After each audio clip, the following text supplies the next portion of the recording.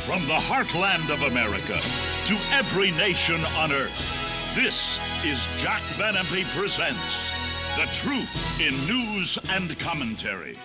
Here now are Doctors Jack and Rexella Van Impe. Hello and welcome to Jack Van Impe Presents. Once again, thank you for inviting us into your home. We'd love to be there in person, but it is good that we can communicate with you and show you our love and share the Word of God with you and encourage your heart in the day and ages in which we're living. And let me just say that the headlines right now, the global headlines I'm going to give you, are shocking. Some of these absolutely grip my heart, the first one being the hunt for Gulf's deadly plumes. I never heard that word before, the plumes in the Gulf. Thousands dead as flooding devastates Asia. And NASA scientists braced for solar tsunami to hit the Earth. We'll examine that very, very carefully. But first, could I just say that Jack works so very, very hard on these programs, probably about 50 hours a week, just on the programs in his office. And I'm so grateful for the work ethic that the Lord has put on his heart. And I believe that that's one reason we're such a great nation, because average American really knows the meaning of working, and certainly we want to get more jobs out there so that we can all be working, but that certainly has helped America to become what we are. Jack, thank you for working so hard. And I'll tell you why I do it, Rexella, because Jesus said, work, for the night is coming when no man shall be able to work. And he was talking about his return and the signs of the times. And ladies and gentlemen, it's here today. We are dealing with the 21 judgments of the book of Revelation. Recently, a minister said, that's just science fiction. We don't believe the book of Revelation anymore. Wait a minute. God allowed me in the last 2 weeks to find all 21 judgments that Christ mentions in the 4 Gospels as outlined in the book of Revelation. Identical. If you don't believe the book of Revelation and you want to throw it out of the Bible, then throw out the 4 Gospels and the preaching of Jesus too, and you have nothing left. And some of these ministers who say it are nothing but idiotic preachers. Believe me, they do not know the Word of God, and that's what Paul called ignorant brethren in 1 Thessalonians 4:13. Today, we're going to continue. There are 21 judgments. The 7 seal judgments, the 7 trumpet judgments, and the 7 vial or bowl judgments. Every time a seal is broken, a judgment falls. Every time a trumpet is blown, another judgment falls. And every time a bowl is tipped, the final 7 judgments hit the earth. Now, this can become so confusing as we talk about the seals, the trumpets, and the bowls. We're not going to do it that way. We're just going to talk 21 judgments from 1 to 21, and we covered the first 7 last week. All right, we're going to get into the 8th one in just a moment, Jack. Well, one thing that's going to happen when the Lord comes again, all our ailments, even of the old people, are going to disappear. Jack gave you something that really brought a smile to my face. You know when you are getting old. And I said, is this for me? He said, no, it's not for you, but it's for me and our announcer, Chuck Oman. Jack, you want to read that? I got it on the screen there. Chuck and I are getting old. Number 1. You know you're getting old when you and your teeth don't sleep together. 2, when you try and straighten out the wrinkles in your stockings and discover you aren't wearing any. 3, when at the breakfast table you hear snap, crackle, pop, and you're not eating cereal. 4, when you wake up looking like your driver's license picture. 5, when it takes twice as long to look half as good. 6, when it takes 2 tries to get up from the couch. 7, when your idea of weightlifting is standing up. And 8, when you sit in a rocking chair and you can't get it going. And Rex, I want to say something about that right now. We're getting old, but listen, I honestly believe as we deal with these 21 judgments that every one of them is already working. They all happen after we're gone, after the rapture, after the come up hither of Revelation 4:1. You are born again, won't see these things. But they're going to be fulfilled soon. But before they're fulfilled, we're evacuated. However, the main thing I want you to see today is every one of the 21 is already in progress. We won't be around here long. So don't worry about old age, you folks even in your 40s and 50s. We're going home. Well, Jack, I didn't recognize one of those in me.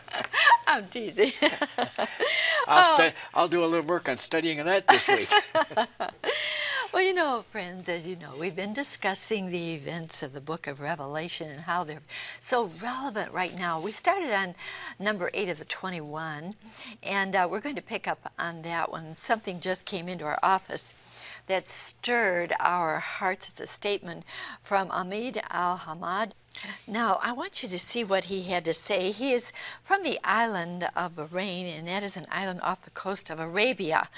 There are lots of Shia in our country. The Shia want to make fire all over the world. We know what Iran's intentions are. My, oh my, fire all over the world? That's quite a statement, Jack. And I know that you'll want to elaborate on that. Number 8, please. Number 8 is Revelation 8:7. A third part of the trees was burned, and all green grass was burned, and that could have to do with atomic warfare, which we'll see later in this lineup. But listen to me very carefully. We've just had tremendous fires in Los Angeles, in Russia, in Spain, in Portugal, and the sign has already started. And here is Ahmadinejad of Iran, who says, I want to burn up the whole world. And when he says it, I think he really means it. But these are the Shia, 10% of the Muslims, but the Sunnis don't really feel that way, the 90%. But this little guy, when he gets the bomb, watch out. Well, certainly his intentions are not good. He's even said it himself. We're going now to the 9th, and you know what is repeated in number 16? Some of the numbers that I'm giving you right now are repeated later. They're not 21 signs. They're signs, and then they're intensified with another sign later on. 9 and 16 are the same, and it has to do with the oceans. Can you believe that one? It has to do with the oceans. Take a look at this. The coast is not clear, though the BP oil spill's impact is much less severe than feared. Long-term threats remain: wetlands destruction, dead zones, and climate change. They make the spill look almost minor. Woo! BP catastrophe may lurk. Oil, deep water don't mix, and how true that is. Oil and water never mix. The hunt for Gulf's toxic plumes. Now, Jack, would you explain that word and how it comes to pass? And here we go again. Adrift in a sea of oil. Now, friends, that just didn't happen at the Gulf. It also happened off the shoreline of China. They had a terrible disaster. Take a look. Scientists find signs of dead zones in the sea. And ocean dead zones may be worse than thought. The dead zones. China flexes its naval muscle. They don't care what's happened. They're going to build up their navy no matter what. And India's nuclear submarine plan surfaces. Certainly with what happened in our Gulf, we're well aware that oil can be very dangerous if it spills over into the oceans. Everything dies there. Oh, Jack, it is a dangerous thing. Judgment number 9, an angel cast something as huge as a mountain into the sea, and 1/3 of the aquatic life dies. But when you get to Judgment 16, there's an elaboration, a magnification of the problem. Every living creature in the sea died. Revelation 16, verse 3. Now, is that all possible? Rexella talked about the plumes. That is something that is horrendously horrible to destroy oceans. Why? Because there are now 415 of these dead zone sites in all the oceans of the world, 415. And they go 15 miles long, 6 miles wide, and go down hundreds of feet into the ocean.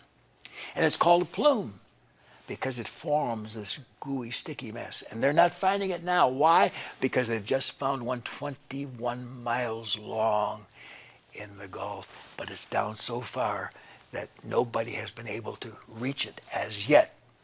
And this thing destroys the aquatic life, the fish, by the hundreds of millions. And God help us in the future. And it won't happen in our time right now, but after we're gone, it takes place because it's the Word of God. Again, I repeat, Judgments 9 and 16. But wait a minute, Rexella. There's even more. We find out that China is building submarines along with India, along with Israel, along with Iran, along with America, along with Russia. And they plan to shoot these atomic weapons under the sea, and that is going to kill the life in the oceans without any doubt. And that's Psalm 97:3, Isaiah 66:15, Ezekiel 20:47, Joel chapter 2, verses 3 and 30, Zephaniah 1:18, Malachi 4:1, Revelation 8:7, Revelation 9:18. But we'll be gone when it happens. You know what? People say some of these things really do scare me. They are very, very heart-moving to keep our eye on, but it does point to something good. Jesus said, when you see this happen in the oceans, I'm coming back. It's beginning now, Jack. He's coming back to earth, but he's taken us out 7 years before his coming back to the earth. And we're going to return with him. Okay. All right. We're going into number 10. Now, number 10 is number 17. Number 10 has to do with the rivers, but number 17 is the building intensity of the destruction, not only of the oceans, but of the rivers. Take a look at this. Storms hammer Midwest with floods and tornadoes. Again, thousands dead as flooding devastates Asia. Now the death toll climbs also in Central Europe with the floods there. Pakistanis flee as floods burst rivers' banks. And Pakistan floods kill. Well, 1,100 on this one, but it keeps going up, friends, more and more. And once again, cholera is rising in the wake of the floods. Now, 20 million are homeless, and that number is going up also. There you see a mother and her child. The Indus River there swelled so much it drove them from their home. And U.S. Army airlifts Pakistan flood victims. They're trying to evacuate them as quickly as possible. Firm is investigated in river poisoning. Take a look at the thousands, maybe millions of fish that are dead after the spill from major Chinese mining company. All fish dead in the rivers right near China there. It's a terrible, terrible thing that's happened, Jack, Pakistan and worldwide. And that, of course, is Revelation chapter 8, verses 9 and 10. And it states that an angel cast a star, a meteorite, into the rivers and fountains of water, and 1/3 of these rivers and streams were polluted and poisoned. But when one gets to Revelation chapter 16, and that's the 17th judgment, verse 4, he finds that all of these rivers and streams become bloodied and totally dead. Because every time, the second time it's happening, it's modified. I mean, it becomes greater in intensity and immensity. And say, well, how can all that happen? Well, these poisons that you just saw in China going into the rivers. And we have what is called eutrophication.